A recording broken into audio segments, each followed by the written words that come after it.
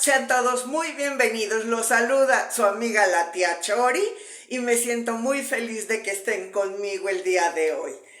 Quiero darles la bienvenida a las personas de buenas intenciones, de buena voluntad y de mejores sentimientos. Sean todos muy bienvenidos. Aquí todos los positivos cabemos re bien.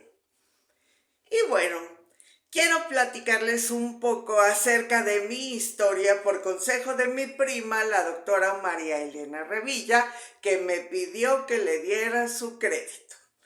Y ella me dijo que sería importante que les platicara yo un poco de mi preparación para que vean que no soy una simple improvisada y sepan que sí pueden confiar en mí cuando yo les empiece a dar tips para actuar o para hacer presentaciones, conferencias y todo lo demás. Y entonces, aquí les va. Soy orgullosamente egresada del Instituto Andrés Soler, perteneciente a la ANDA, en la promoción de 1986. Pero antes de salir de la escuela, tuve la posibilidad de empezar a trabajar tanto en teatro como en televisión. Y esto fue porque para mi examen final de primer año, con la maravillosa maestra Olga Consuelo Mejía, que para mí ha sido mi mejor maestra de actuación, montamos la obra del maestro Hugo Argüelles que se llama Los Prodigiosos. Y tuve la posibilidad de tener el papel protagónico, que era la prodigiosa, que durante la obra me llamaba la Madre Azura. Me hacía pasar por ser espiritista, un poco bruja, un poco maga. De repente sacaba huevos de las orejas de las señoras. De por aquí me sacaba un ojo de venado. Y les decía, no se preocupe, doña Rosa, cuando se ponga el sol usted encontrará 2 litros de leche fresca para que alimente a sus hijos. Y cuando doña Rosa iba efectivamente a la puesta de sol, ahí estaban sus litros de leche. Entonces, pues todo el pueblo me adoraba. Pero no era tan buena persona porque me metía con el esposo de una de mis sirvientas. Y aparte tenía también un sirviente que era sordomudo y yo me la pasaba prometiéndole que lo iba a hacer hablar y que iba a escuchar y nunca le enseñaba, pero ándale que sí hacía todo lo que yo le mandaba. Bueno, el caso es que cuando presentamos este examen, quien estaba entre el público y como parte de los sinodales que nos calificarían fue el maestro Hugo Argüelles, que fue quien escribió la obra, como les comenté hace un momento. Y cuando él me hizo el honor de firmarme mi libro, en donde hice mi libreto, pues ahí me puso que era la Azura que nunca se hubiera imaginado y que siempre le hubiera gustado, lo cual fue hermoso. Mis críticas en los periódicos también fueron bien padres y todo era muy alentador. Y de hecho, la primer obra de teatro que hice por parte de la escuela, que fue cuando recién ingresé, me tocó ser la esposa del señor Francisco González Bocanegra, que es el autor de nuestro himno nacional mexicano, que hoy a la postre me parece que es pues un poco violento, ¿verdad? Si lo analizamos, pero en aquel tiempo a mí me movía hasta el tuétano, y entonces ahí me tocó personificar a Guadalupe González del Pino y Villalpando de González Bocanegra, para servir a ustedes. El caso es que cuando hicimos la obra de Los Prodigiosos, el maestro Hugo Argüelles, que nos consigue trabajo en todos los teatros del Seguro Social. Y la escuela nos concedió el permiso para que pudiéramos empezar a trabajar, porque no no había esa costumbre de que los estudiantes pudieran trabajar mientras estudiaban.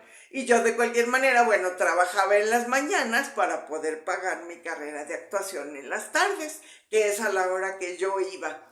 En ese tiempo todo era, la verdad, mucho mejor que ahora. Teníamos un excelente director que era el maestro Xavier Rojas, que fue quien diseñó o creó el teatro circular.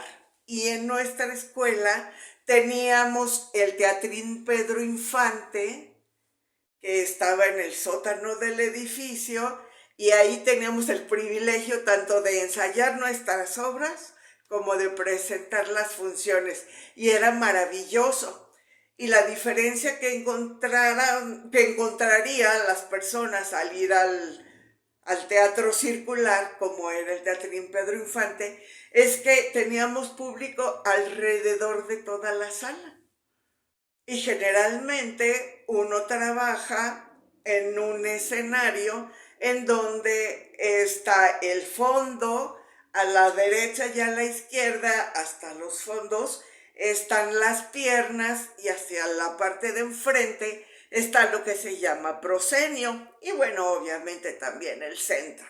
Pero cuando teníamos oportunidad de trabajar o de ensayar en el Teatrín Pedro Infante, bueno, era maravilloso y después ya el Foro Siqueiros también se hizo muy popular y es muy padre. Cuando a mí me tocó hacer La Siempre Viva en la obra de Cada Quien Su Vida, la maravillosa maestra Olga Consuelo nos puso las mesas y las sillas encima de las bancas del teatrín. Entonces la gente estaba junto a nosotros y en una escena se suponía que yo tenía que estar durmiendo y yo hasta roncaba y babeaba. Pero la gente de junto, bueno, había hasta quien me hacía así para que me despertara yo y no se me fuera a ir el hilo de la obra. La verdad es que fueron situaciones maravillosas. Pero bueno, a lo que yo iba es que tuve también la oportunidad de empezar a trabajar en televisión porque tengo una hermana que se llama Griselda y ella era maquillista en Televisa.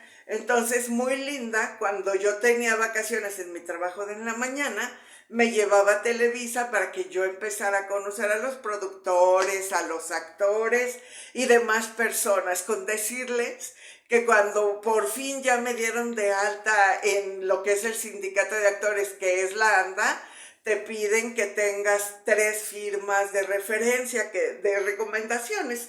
Y entonces a mí me firmó Gonzalo Vega, me firmó Sergio Goyri y me firmó Eduardo Liñán, lo cual para mí me hacía sentir así como si yo fuera especial, ¿no?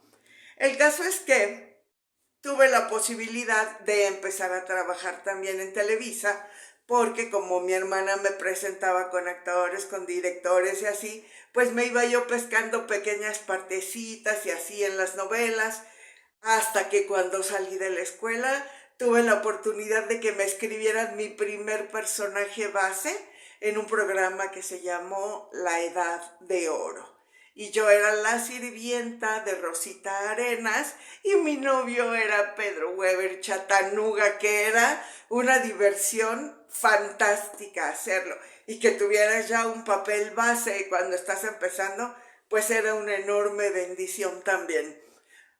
Además, entre estudiar la carrera, entre trabajar, entre hacer presentaciones de teatro y hacer también presentaciones en televisión, tuve la posibilidad de tomar cursos con el maestro Julio Castillo, con el maestro Héctor Mendoza, con el maestro Sequizano y algunos otros maestros que de momento no recuerdo, no porque no hayan sido fantásticas sus clases, sino porque mi memoria, como ya soy una viejita de 61 años, pues de repente me falla, ¿verdad? Pero bueno, el caso es que he tenido la posibilidad y la oportunidad de ir platicando, de ir practicando y de ir creciendo también, platicando con con actores que han sido mis compañeros tanto en teatro como en televisión. Y ustedes se preguntarán, bueno, ¿y por qué si te iba tan bien? Eres mundialmente desconocida, mujer. Y aquí les va. Resulta ser que, como les comenté, yo terminé mi carrera de actuación en la promoción del 86. Y en el 89, cuando estaba a punto de recibir mi maravillosa oportunidad con la licenciada Carla Estrada, porque es licenciada, resulta que un día que desperté, mi cara estaba paralizada, totalmente jalada hacia el lado derecho, esto nada se me movía. Y para no hacerles el cuento largo, pues tuve que dejar de trabajar tanto en la FISA, que trabajaba en las mañanas, como de ir a trabajar, a hacer teatro, a hacer películas, a hacer televisión, porque tenían que estudiarme, porque no daban qué había provocado mi parálisis. Entonces, en el año 90, fui a dar, bendito sea mi Padre Dios, con un doctor particular que se llama Carlo Pane Pianese, un italiano que es la onda de la vida, que además me parece guapérrimo y muy buena persona. Entonces él me dijo, Gaby, ¿qué tal si me esperas afuera para que platique con tu mami? Y le dije, ¿qué le parece si mi mami nos espera afuera y usted platica conmigo? Soy adulta. El caso es que nos quedamos las dos y que me va platicando que al parecer por unos estudios que le llevé, pues que el tantán de mi canción había llegado. ¡Wow! Cuando te dicen eso, sientes ganas de comerte el mundo de una sola mordida, pero no se puede. Entonces, él nos comentó que en las mañanas trabajaba en el Instituto Nacional de Neurología y Neurocirugía. Y nos dijo, para mañana usted, señora, se despinta sus uñas, se quita sus anillos de casada y se me ponen la ropa con la que hacen el quehacer y se van a las 5 de la mañana a sacarse una fichita. Pero tienen que llegar como a las 3 porque dan muy pocas fichas y hay demasiada gente. Entonces, es que mi mami tenía unas uñas hermosas, unas manos preciosas y siempre las traía súper arregladas y picuditas y así. Entonces, hicimos lo que nos indicó el doctor, nos pusimos nuestro disfraz de niñas pobres y ahí vamos a las 2:30 de la mañana rumbo al instituto. Y total, que no conseguimos ficha y así nos aventamos una semana. Entonces, el mismo doctor Pane preguntó que si ya me habían sacado las muelas del juicio. Le dijimos que no. Me mandó con un cirujano maxilofacial a que las retirara, porque tal vez esas podían estar irritando el trigémino, porque era muy raro que, siendo una parálisis de Bell, como le llaman, llevara tanto tiempo sin quitarse, porque ya había pasado un año.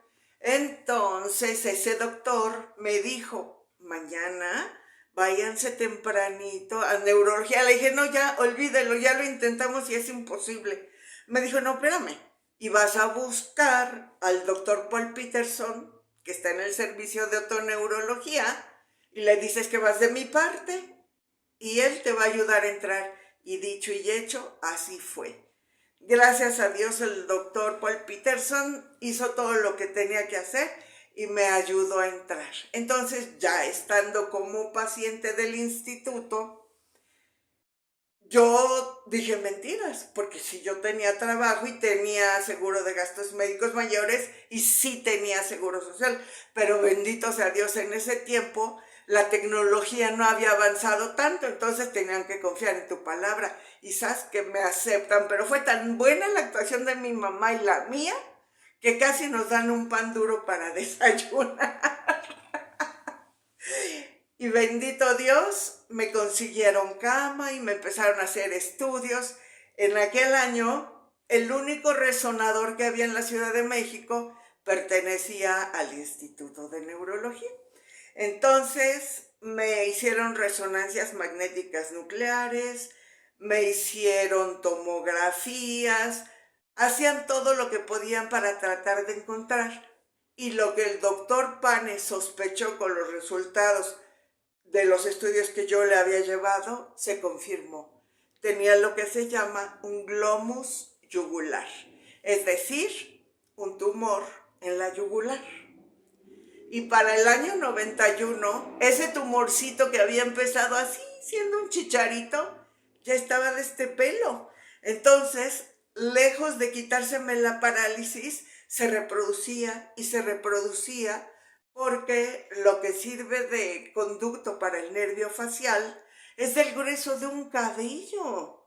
Y al estar latiendo el tumor Zonaid, que era de este lado, me erosionó por completo el conducto.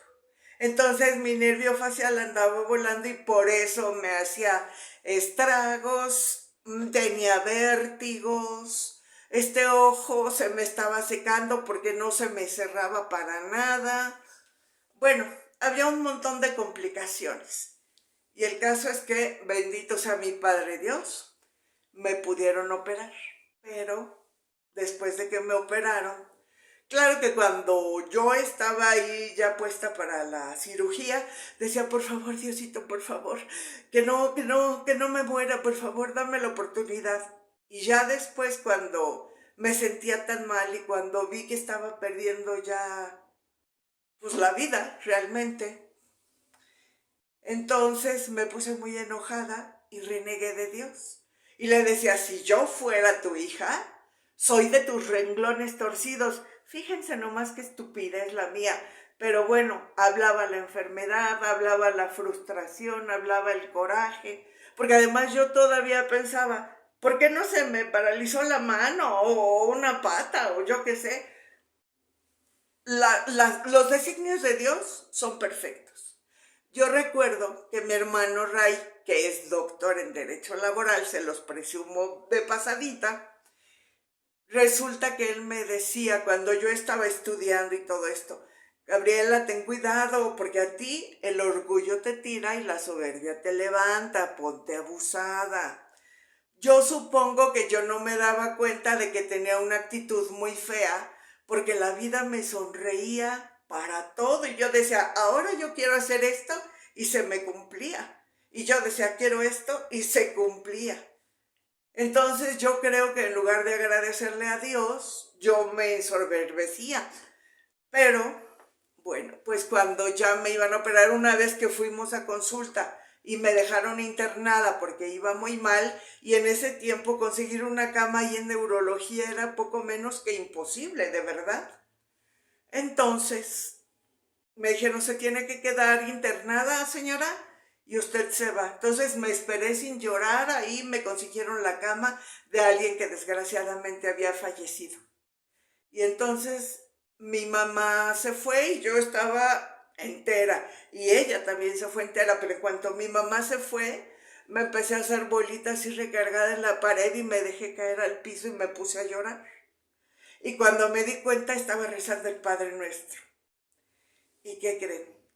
Descubrí el compromiso que significa decir el Padre Nuestro.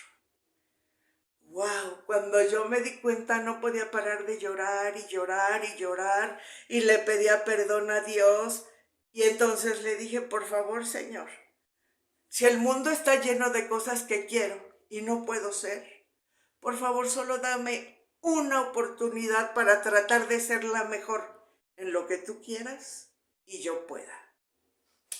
¿Y qué creen? Claro, pues si estoy aquí platicándoles, me lo concedió. Y también le dije, aunque quede como Quasimodo, no importa lo que pase, Señor. El caso es que se dio la cirugía, pero se me suspendió 3 veces. Ya estando rapada, ya estando lista para irme al hospital, suena el teléfono y era el doctor Pane. Gaby, no te vengas. Mi mamá se está muriendo en Italia. Dame oportunidad de irme a despedir de ella. Entonces le dije, bueno, está bien, ya no me opero. Pues ya no me tocaba. Está bien, que le vaya muy bien, me la saluda. y que sí la alcance con vida todavía.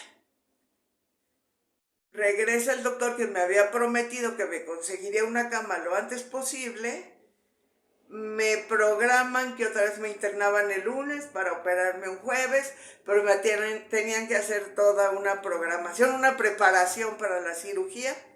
Y cuando ya vamos a salir del hospital, vuelve a sonar el teléfono y era el doctor Pane, que se descompuso la autoclave del quirófano, que no me podían operar. Viene la tercera vez, me consiguen la cama, todo, y que se rompió la fresa con la que me tenían que abrir el coco. Para esto el doctor Pane ya me había dicho que muy probablemente me quedaría yo sin esta oreja, porque en ese tiempo no había cirujanos plásticos, yo no sé si ahora haya, pero en ese tiempo no había. Entonces me dijo, no tengo un cirujano plástico que te venga a pegar la oreja, pero la tengo que quitar para desarmarte y tratar de entrar. Iba a ser una cirugía exploratoria para ver si había algo que se pudiera hacer. Y si Dios quiere que de unos 8 o 10 horas que iba a durar esa cirugía, si la resistía y encontraba que sí había modo de ayudarme, a los 8 días vendría ya la cirugía mayor. Y entonces resulta que les voy a terminar de platicar la próxima vez que nos reunamos. De verdad les agradezco tanto a los que hayan estado aquí. Por favor, no se olviden de apachurrar la campanita. Si les parece que puede ser interesante, denle compartir. Y también no se les olvide dejarme un like, por favor. Deseo que Dios nos bendiga a todos. ¡Hasta la próxima! ¡Adiós!